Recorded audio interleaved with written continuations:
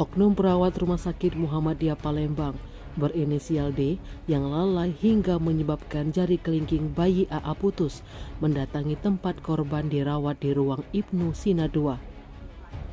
Kedatangan dia bersama kuasa hukumnya Darmadi Jofri, Wadir SDM dan AIK RSMP Muksin untuk melihat kondisi bayi AA sekaligus bertemu dengan keluarganya. Dia menjelaskan keluarga pasien bayi AA sudah menerima kejadian tersebut sebagai sebuah musibah. Oleh karena itu berharap permasalahan yang ada dapat diselesaikan secara musyawarah. Disinggung mengenai status tersangka yang disandang oleh perawat D, lanjut Darmadi pihaknya tidak bisa menghalanginya lantaran semua itu hak penyidik. Sementara itu pihak keluarga korban melalui kuasa hukum Titis Rahmawati tidak mau damai kasus jari kelingking tangan kiri seorang bayi perempuan berumur 8 bulan terpotong gunting oleh oknum perawat.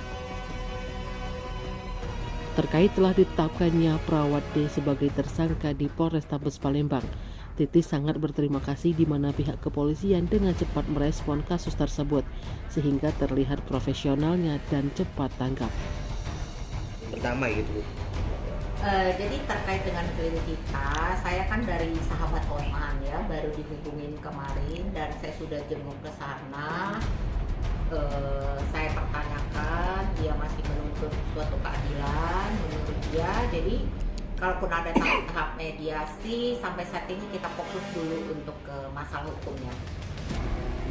Gitu. Karena ini ya bukan jarang sih, sudah sering ya keluhan-keluhan mungkin dari rumah sakit, tapi mungkin ini yang baru memang agak fatal ya, kelalaian malprakteknya memang agak fatal sih.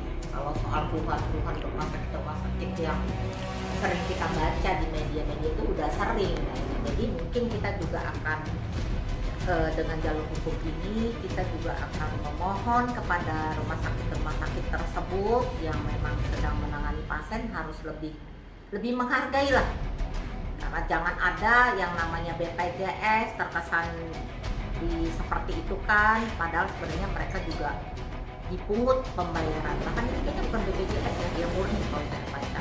Ini kan tadi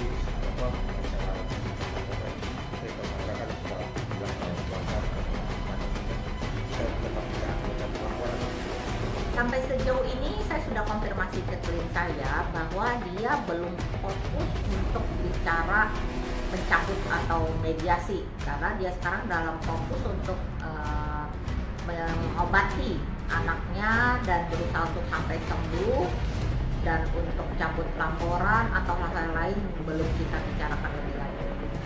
Sebagai yang bawa di kuliah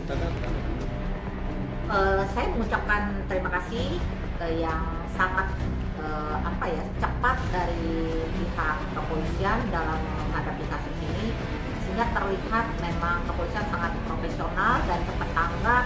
Sekali lagi terima kasih buat Kapolres Palembang yang sudah begitu proaktif dalam menerima laporan klien kami.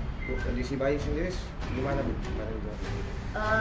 Saya memantau di situ masih terlihat sering kaget-kaget, mungkin karena kondisi memang panik juga dari ibunya, juga dari ketenangan dari orang tuanya juga mungkin mempengaruhi juga bayi itu, dan bayi itu sampai sekarang sih masih dalam proses penyembuhan dan masih suka menangis tiba-tiba seperti itu, mungkin sakit dari tangannya. Tim Liputan Sumsel Update TV melaporkan.